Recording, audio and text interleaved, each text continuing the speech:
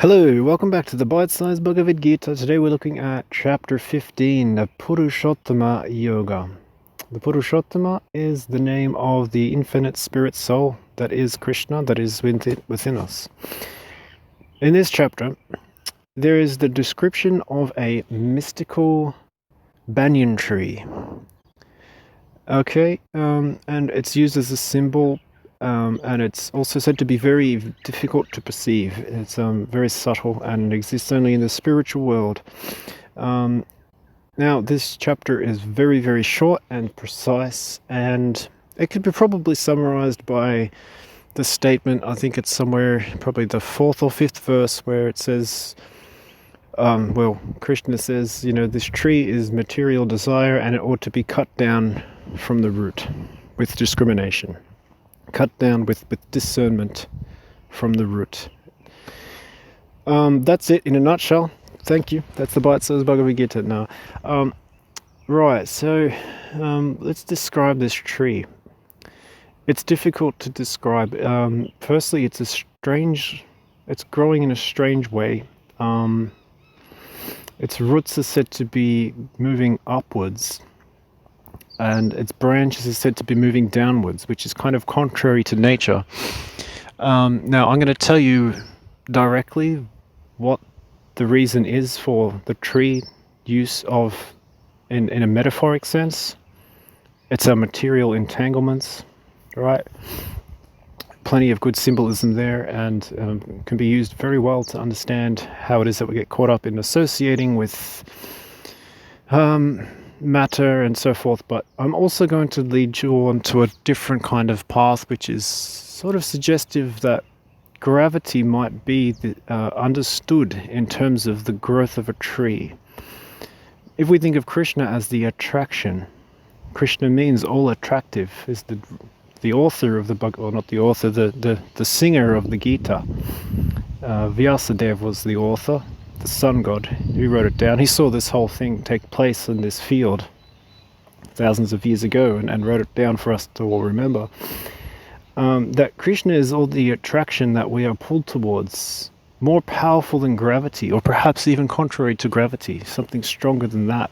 It's natural. The natural tendency.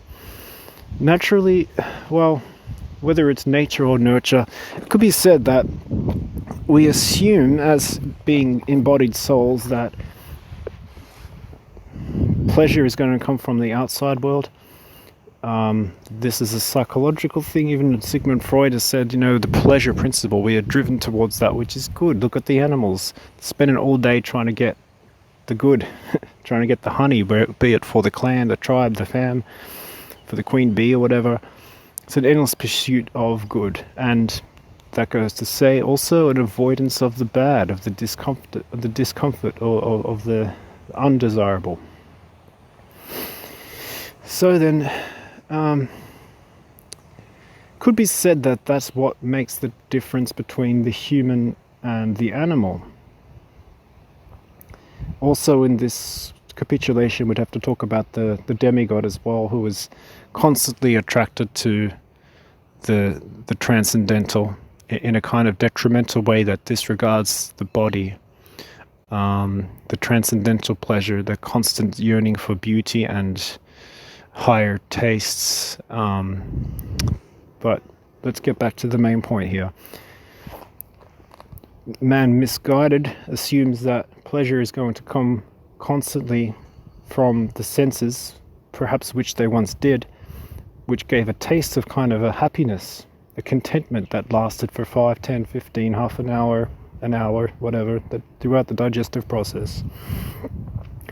This tree described in the Bhagavad Gita is said to be having branches, and the branches are the actions of fruititive activities, assuming that if we go out and do this, then we're going to try and get that, and therefore we get into a whole bunch of entanglements. The people we meet, perhaps, who are on the pursuit of materialistic desires aren't necessarily going to be fruitive for the spiritual endeavor.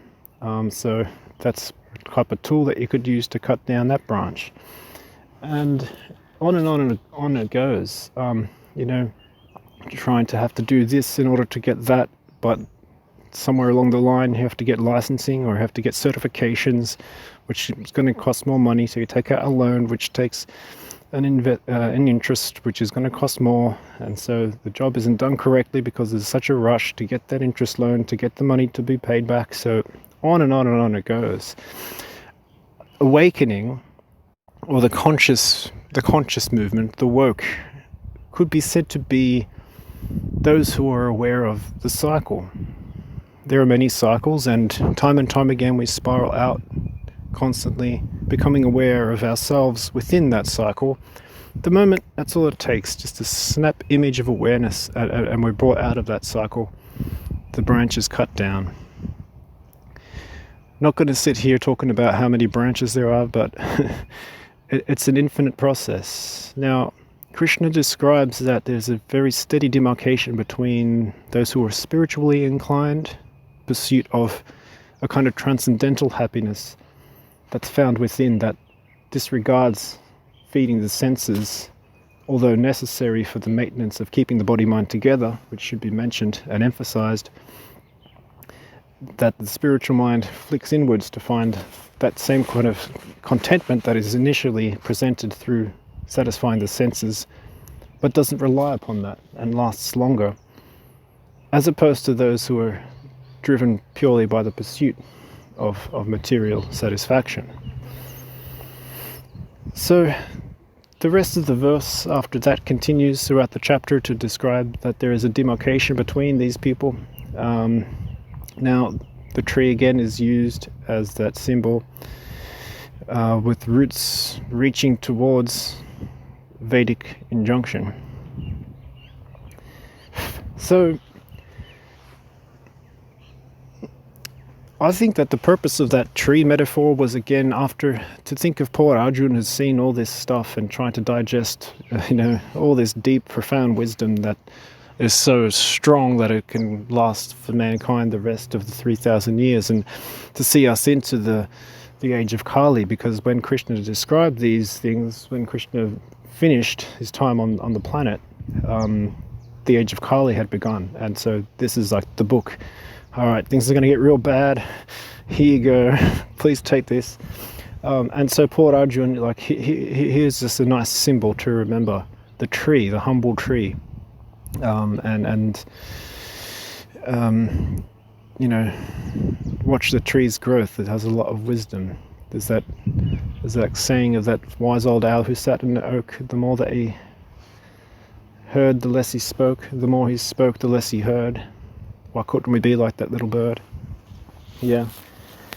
So the tree is a good image. It's palatable. It's nice, and I think that's why Krishna gave that to Arjuna. It's an easy thing to understand, to look at, and to fathom. Fruititive activities, despite material work still providing fruit. If you chop it down at the root, what's the point? Just constantly there's that internal questioning. Why am I doing this? Is this action going to produce fruit, for better or worse? Is it directed towards something that can be given as an offering for my higher self? Because Krishna has always said, that the fruit, the leaf, the tree, the water can all be given in an effort to attain to the transcendental, to give to the higher self within us, right? So that's a good practice. That's an aspect of karma yoga, something from the earlier chapters.